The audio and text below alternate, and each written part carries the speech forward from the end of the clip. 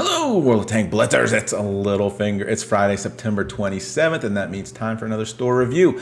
I wasn't here last week to do one because I was in England, where I got to visit Bovington and go to the Tank Museum. And I tell you what, it beat all of my expectations. We spent about 2 hours there going through all of the exhibits. There's so much information. The tanks are laid out amazingly well. I got some really great pictures. And I'd highly recommend it to anybody in the area, or if you're traveling to England to make a trip there. We got there at 10 o'clock. Right when it opened, there was hardly anyone there. It was just a really good overall experience. All right, to the store. All right, we've got Ironfest going on right now, which essentially means if you buy gold down below, you're gonna get iron mugs as an additional benefit to buying the gold. What I do wanna point out real quick is if you look at this as an example here, if you go to the Blitz website, go to the store, you're gonna get $12.50 gold. Not a whole lot of difference there, but the price for gold is the same on the website. What do you do with it? Well, if you get a lot of it, you can get the 70K here, but based upon my calculations for this really interesting looking light tank, you're gonna have to spend about $450 to get enough of these mugs to get that. So yeah, not really expecting anyone to spend that much gold to use these. If you do find out 1,250 might be a good goal, you're going to guarantee yourself 2 tanks with the mystery certificates. Keep in mind though that those are most likely going to be a tier 5 or tier 6 tank. If you just buy a small amount of gold, I'd recommend using it on these barrels, which is basically just a small drop chance on getting the tanks. As you can see, they've got the 70K in there as well. All right, so let's move on. And I know draws are a big part of this game now. And I just, we've got 3 of them right here, Massive, the Glitch, and the Mega. I'm just gonna pull this one up. I'm not a big fan of these, but sometimes they can be beneficial. But what I just want to point out, if you are contemplating them, first come up here to the information on the Mega Container draw on the top left, and you'll see how much each draw is going to cost as it increases with each draw. So this would give you an idea of total how much you'd have to spend to get all the way and get everything out of it.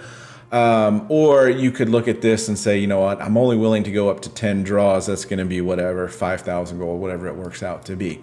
And then you can come over to this information button here, and you can figure out how, what the odds are of getting each of those items. And you can see the sandbox container at 55%. There's 3 of those. So keep in mind the numbers. There's 5 of these ones here.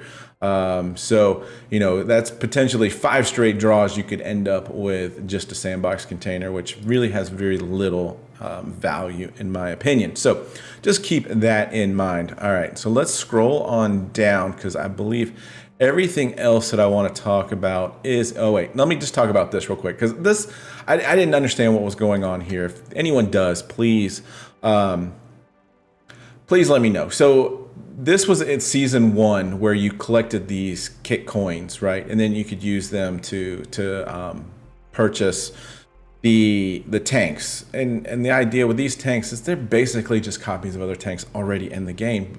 But why would you need 70,000 kit coins at this point in time? Or can you convert these back into something? I don't, because they're for 3 tanks for 78,000 gold. It just doesn't make sense, especially when over here you can come to, if you didn't get one of the tanks, the regressor here, 10,000 gold.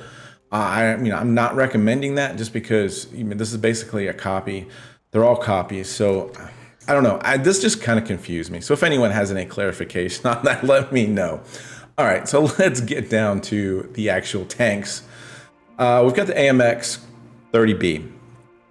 Do not buy it for dollars here. If you're going to do that, if you want this tank, buy it here from either one of these 2 options, and buy your gold down below here in the gold option. Partly because you're going to get the extra gold mugs, and you can use that potentially to get something in return. So with that said, we're going to rule this one out. Now we're looking at the AMX 30B for 20,000 gold or 22.5. Now. Stick with me here. Let's talk about the tank first. You've got a very nice moving medium tank. It's not one of the best mediums at tier 10, but it's up there. Its gun is really good and accurate. You've got 10 degrees of gun depression on 62 kilometers per hour speed. And you can see here, without any equipment, your dispersion is 0.29 and an aim time of only 3.2 seconds, right? So this is a very capable tank, and probably one of the tanks that I've played that have, you know, multiple aces on it. Typically, as you know, one of my goals is to get aces on every tank, and so once I get an ace, I stop playing it. But anyway, hear me out here. For only 2,500 gold, you're obviously going to get the premium camo and these boosters, but you're also going to get 10 of these collect them all containers.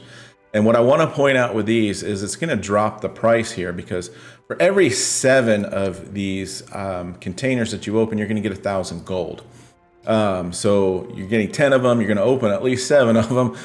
So you're going to get that 1,000 gold back, and you might be like me, very close to it, which might put you to 2,000, which is going to put the price basically the same. So just keep that in mind.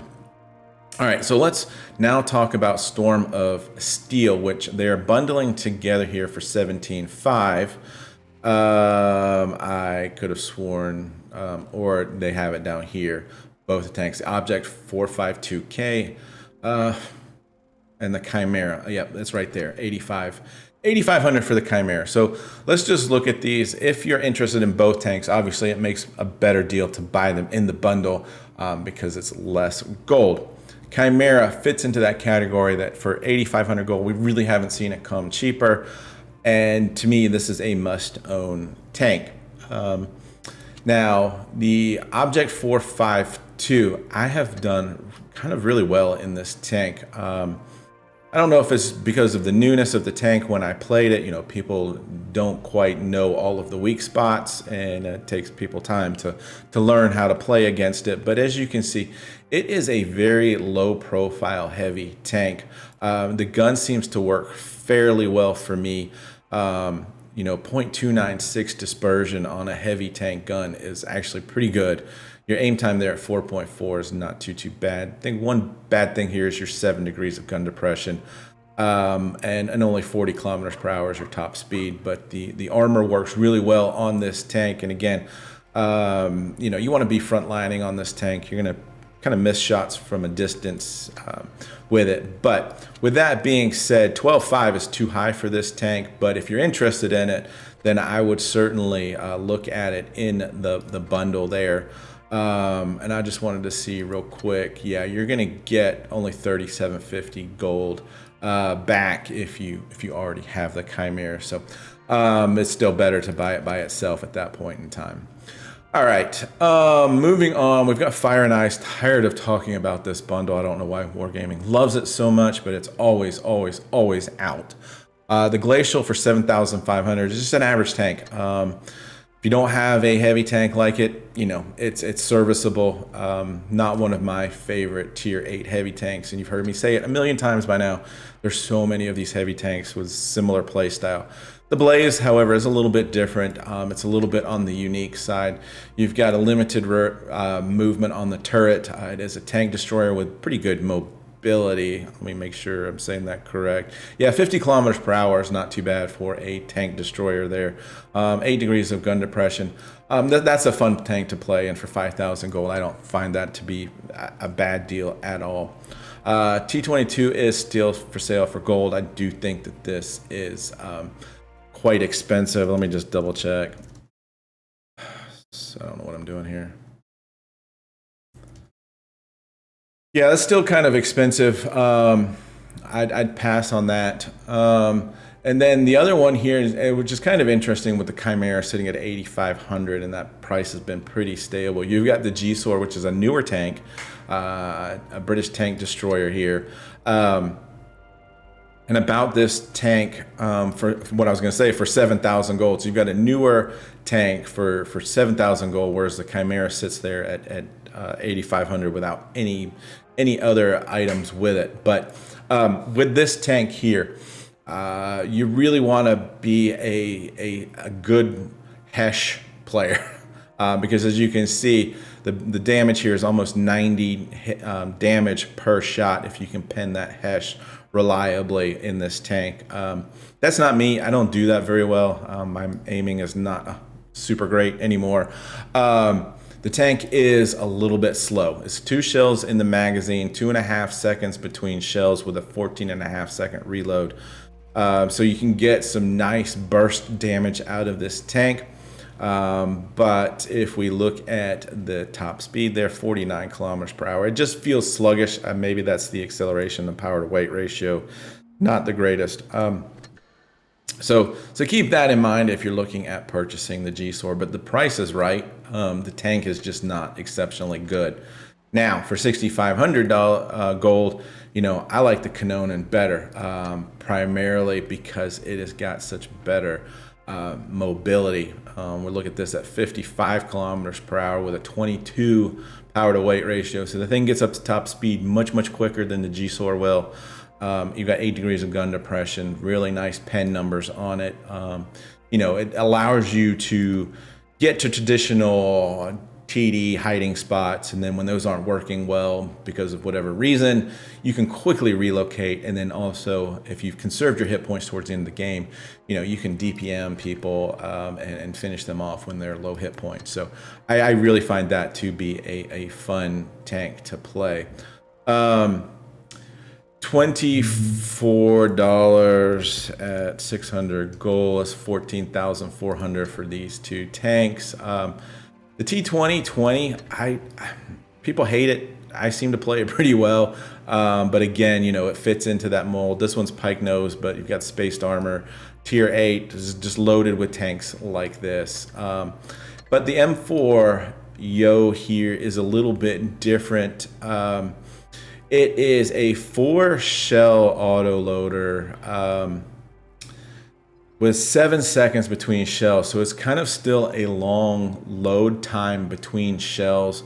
And you can see there's not a whole lot of difference between loading those 4 shells back into the magazine. So you know, you don't have to be as decisive with forcing reloads. We've got 4 shells, you know, you can run around with 2 shells in there and it not be too bad of an issue. Struggling to get the ace on this, so people do play this tank pretty well. 8 degrees of gun depression, top speed of 40 kilometers per hour, and power to weight ratio of 16. So overall, just a mediocre heavy tank in my opinion. You know, I'm not too big on this bundle just because I don't think either of these tanks stand out in any way. So the one tank that does here for 30, see what that works out to be at 650. It's almost 19,000 gold. It's just too expensive for me to recommend it at this price. But this Object 752 does play really well at tier 9. Again, another autoloader, 2 shells. You know, 4 seconds, you're going to get those 2 shells. You're going to get 800 plus damage, and then you can hide and reload. And if you can do that 3 or 4 times, you know, you're 2,000, 3,000 damage easily in some of these battles. So this tank does seem to play really well, but I would recommend it only at a lower price point. So with that, guys, I am going to end this store review. I hope you're having fun out there. Looks like the hurricane passed over us. Got a little bit of excessive water laying around. Should be interesting going out, see what the streams are up to, if bridges are closed and whatnot. So I hope you guys have stayed safe and have a wonderful weekend.